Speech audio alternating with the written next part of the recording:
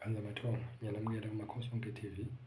Ngiyacela manifuna ukuthanda amavidiyo, ni-subscribe, ni-follow, uyakwazi nokushare futhi, usharele abangani, niyehlobo nabantu abaziyo. Kanza Thongo, kubalulekile ukuthi ukhuleke ngempela, ngeke ngafaka amanye amavidiyo la. Kubalulekile ukuthi sikhulekeni. Isikhathi esiningi ufuna ukukhuleka endlini. Uma ukhuleka uyakwazi ukusiza izithunywa, uyakwazi futhi ukusiza ney'dlozi, okay? Ngoba isithunywa sigijima kakhulu ngesikhathi ukhuleka, ngoba isithunywa khumbula ukuthi lesi siletha umlayezo, okay? Ngesikhathi siletha umlayezo sifike si-complain-e idlozi, le ngane iyenza izinto zeni lapha abantu abadala, okuhambe le ngane iyakhuleka.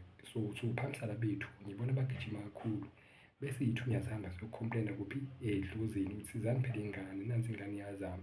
Ukukhuleka is not a bad thing. Ukukhuleka ku-right, but it's very difficult to pray, I know. That is why we were saying to you, start to pray. Qala ukhuleke, wena ungakalihambi uhambo lakho, ungakaxhumani kahle nabantu abadala, khuleka. Kodwa akusho uzophila umkhuleko kuphela, okay?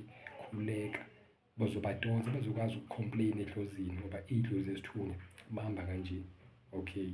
Uyadonsa ngesithunywa, uyakwazi ukudonsa ngesithunywa, uyakwazi ukudonsa ngey'dlozi, kodwa kuhamba kokubili kanje. Yingakho kufuneka kuhlanganiswe iy'dlozi nesithunywa bihambe kahle, okay? Ngizoyikhipha i-topic yaloko ukuthi wenza kanjani lokho, uzohlanganisa iy'dlozi nesithunywa, okay? Kodwa angikwenzi ngamacebo ami, nangemicabango yami, nangokuhlakanipha kwami, kodwa konke lokhu ngikuthola kubantu abadala nakusimo sey'thunywa egijimayo ehamba ne-Holy Spirit, bangisiza kakhulu, okay? Ngizokufundisa noma ngizokutshela noma ngizokwenzela ukuthi ngizokutshengisa ukwenza kanjani, okuhambe ngizokusiza kanjani emakhosini asekhaya. Ngizokwenza lokho, it's not a problem, okay? Powers available, so kwenza lokho mawusu-ready. Kanza Thongo, ukukhuleka kubalulekile. Ungawukeji u-6 o'clock. U-6 o'clock, it's before the night, so ufuna ukhuleke u-6 o'clock. Lo wasebusuku noma wasebusuku noma wasekusihlwa kufanele ukhuleke ngaleso sikhathi leso. Ngo-6 ekuseni ufuna ukhuleka. Uma ungabambanga ngo-6 ekuseni, before uye emsebenzini noma before uvuke, before uphume phandle, unomthandazo ufuna ukukhuleka, you have to start and pray. Kukhona into ethi thanksgiving, la ubonga uNkulunkulu, ubonga khona abantu abadala uvukile. Ufuna ukwenza lokho daily basis. Ufuna ukwenza lokho uma uyingane nesithunywa, uyingane ney'dlozi. Ngikhuluma ngabantu ababili, ngikhuluma nomuntu oney'dlozi, onesithunywa. Ngike ngathanda ukukhuluma nomuntu onesithunywa kuphela, ngike ngathanda ukukhuluma nomuntu oney'dlozi kuphela, ngithe nokubili, okay? Ngoba vele iningi leni nezinto eziwu-2 singazi ukuthi kuphi ophethe umsebenzi, ngoba isithunywa siyasebenza ney'dlozi ziyasebenza, bangakukholishisi. Kanza Thongo, i-topic yami benginje ukukhuleka, at least ubambe u-6 o'clock, okay? Lo wakusihlwa ubambe no-6 wasekuseni owu-5, uzonga ukuthi uvuka kanjani uye emsebenzini noma ungasebenzi, bamba ukuthi lezi khathi 6 to 6. Bese lo mkhuleko wango-12 o'clock, please ungawukhohlwa. Uma ukuthi i-time interval yokukhuleka awunayo kahle, okuhambe awukwazi ukukhuleka for a long time, it's okay. It's okay, it's not a sin ukuthi awukwazi ukukhuleka. Umkhulu uzoletha ama-prayer points okusiza ingane zamathongo la, okay? I'll give you the prayer points, I'll give you the tips how to get in prayer, how to stay in prayer for a long time. Ngizomkhombisa ukwenza lokho. I'm not the holy one, Jesus is the holy, God is the holy one. I'm not the holy, okay? I'm not God, I'm not Jesus, but I belong to him. So ngikho lapho. Kanza Thongo, ngizonipha inkulu yamavidiyo, ngizonipha ama-prayer points la ukuthi ngizokwenze njani.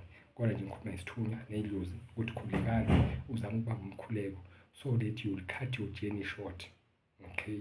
Khuleka, yekela izinto zenzayo zingekho right, khuleka. uNkulunkulu uzokufundisa, abantu abadala bokufundisa ukuthi le ndlela uyihambe kanjani, okay? Angiqalanga la, kade ngahamba mina kule ndlela.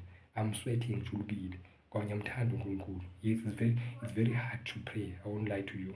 Mase kumele ngikhuleke ngivele ngibhekele ngithi lezi thing is coming again, ngiyazi kunzima.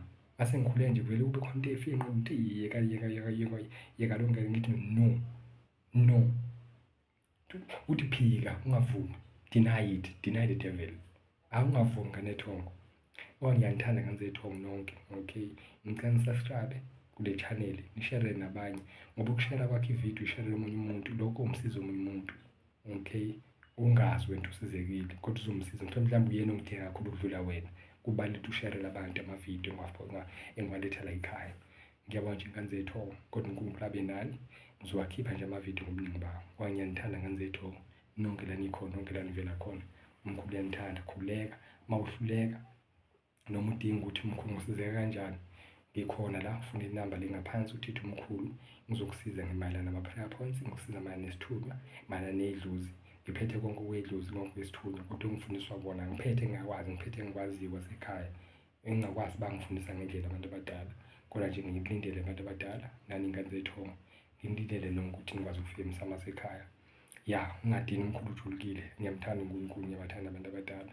Ya, bengiqeda ukukhula nje manje, kodwa ngisayobabhizi nokunye, ngibhele ezinye iy'ngane la emsamo. Okay, kodwa khululeka ngane zethu, we have to pray, always pray. Ngisho lapha kula mavidiyo, always pray, always pray. Ngizonitshela ngedama ukuthi why, there's a deep reason why I'm saying always pray. But thank you ngane zethu, thank you all of you, thank you for your good heart ukuthi nisubscribe, yisiphi niyasubscribe. Thank you very much. Ngiyabonga ngane zethu, nibe bahle nonke abantu abadala banilekelile. Ngiyabonga kakhulu, makhosi amakhulu.